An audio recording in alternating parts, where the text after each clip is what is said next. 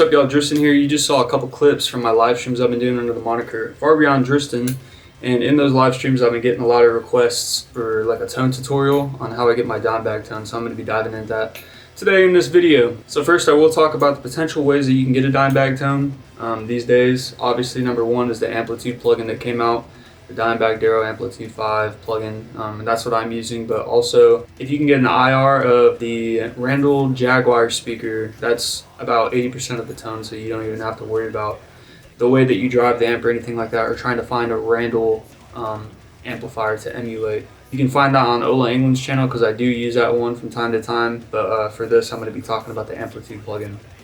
Alright, so we're here in my Amplitude plugin. And if you see up here, I got the Heretic Distortion preset. That's what I started this thing off with. Holy hell.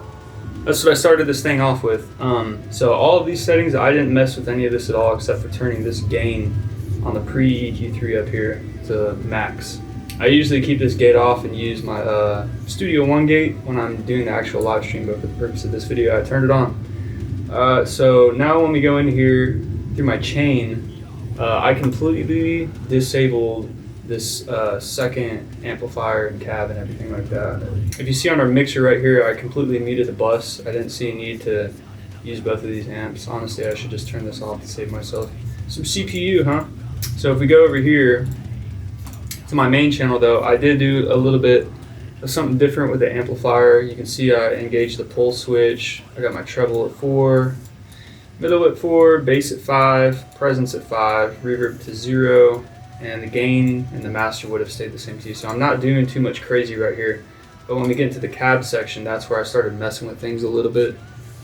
So we got this boy. I don't know how you're going to be able to completely replicate getting the mic into that position, but I did move it around. So it looks like I'm a little left of center of the cone. And then I also got the same thing running on the other side, maybe a little bit right of center. No 45-degree angle or anything like that. The room mic is completely down, so no room mic. Bus is about -6, okay? And that is all for what I got running in the Amplitude plugin. So really the only thing I messed with here is the amp itself, these settings, and kind of maxed out my gain up here. I'm not using flanger doubler either, which he usually used in his tone, but I'm not using that in this. I usually like to kick that on for the solos if I'm doing like a actual Pantera video, but if I'm just live streaming, I'm just running with this setup right here that you see. So it's definitely not as simple as that. I got a lot of stuff going on the bus, but before we get into that, I want y'all to go check out some of his isolated riffs on YouTube. You can check out A New Level, the isolated track, and I want you to go ahead and listen to that. Pause this video, listen to that, and tell me what you hear. Because what I hear is a whole lot of something extra going on besides what this plugin does on its own. What I think the Amplitude Dimebag plugin is good for is you're getting the gear that he used and it's modeled on a plugin format, which is great. But when we're talking about album ready, like final tones, I don't think that it's cutting it. You can always tell it sounds like that Amplitude plugin when someone else is using it. I see videos all the time and I'm like, yeah, that sounds like the Amplitude plugin. It doesn't really sound like Dime. So when I listen to like that A New Level isolated guitar riffs that you can find here on YouTube, you hear there's a lot more going on. There's like this, you got like 80% of the tone right here, and then like the top of it, the last 20% is like this airy presence-y thing going on that I never really figured it out until a little bit recently, and I don't even know if I figured it out, but I found out a way to replicate that sound.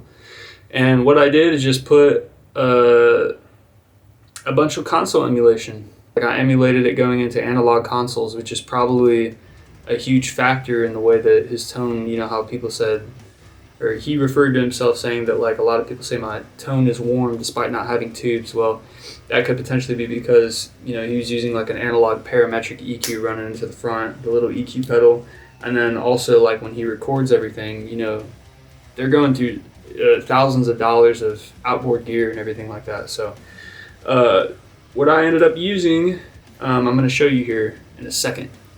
Alright, so before I show you what's going on the bus, I got this little example laid out here for you, and hopefully if you listen to the anything isolated of his, you'll be able to hear the sound that I'm talking about. But the way that I have the Dimebag Amplitude plugin set up right now, it sounds like in the blue with Dymo 1, Dymo 2, and then on Dime C1, Dime C2, that's going to be where I add my console emulation, and I'll show you the settings after this, but let's take a listen.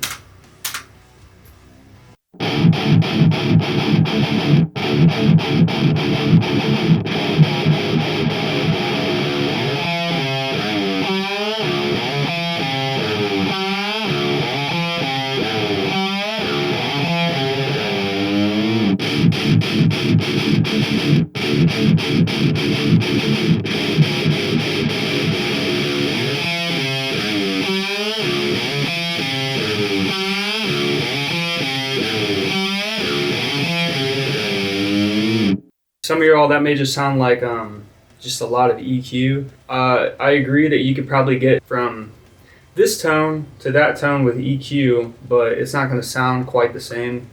And this is just the approach that I take for it. So I'm going to go ahead and show you what I got going on in the bus. Okay. So first off, I start with this Kramer HLS Stereo Waves plugin. And it looks like all I'm doing with it is dipping out a little bit of 1K, and I'm just kind of driving it a little bit up here. I'm also making sure the analog noise is up here on 50 hertz, and I'm keeping some of that noise in there because when you listen to those tracks, there's a lot of extra noise going on. The next thing that I run into is the NLS channel stereo. Not even driving it, it's just kind of sitting there with the drive on 0. So it's not going too crazy or anything like that. And then I go into the next secret sauce method, the decapitator plugin, which I believe is doing quite a bit right here. If you check it out, I got it on punish, I'm on P, everything is fully open, the tone is to bright, drives on 0, output is what the output's at, and then the mix knob, you have it just slightly blended in to add some of this dirt to the top of it, and I'm going to show you what that sounds like after. The next thing we got is our Pro EQ, which I'm dipping out 767 hertz, about 7.5 dB of that nasty frequency.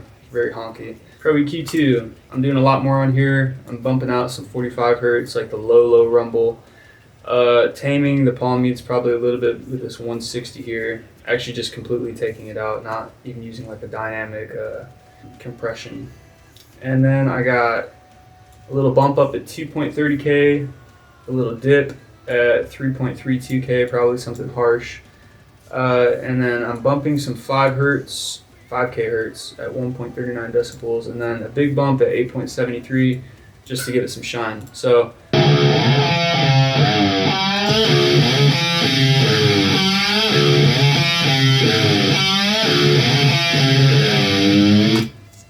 that's kind of everything for what I'm doing with this guitar tone here.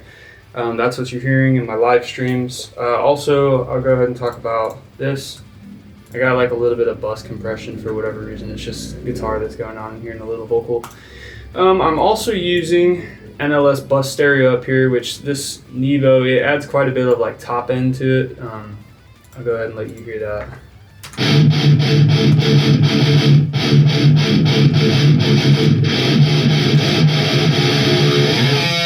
It's not completely leveled out, so you can't hear what it's actually doing, but yeah, it's giving it a little bump right there. So that's kind of all for what I'm doing for my Dimebag tone. So yeah, like I'm saying, the main point that I'm making is that I think a console emulation is a big part of his guitar tone, and having all that analog saturation and scratchiness and all the extra noise on top of the track, it helps give it its character. Another point that I want to mention is that the way that this is sounding isolated, part of the reason I'm probably also getting so many, whoa, what's your tone, is because I'm playing along to the actual tracks. So, you know, when it kind of is like blending in, it sounds like it's a lot closer than it is. And it is pretty close, but it's not there and it's never going to be there. You're never going to be able to replicate every single little intricate detail.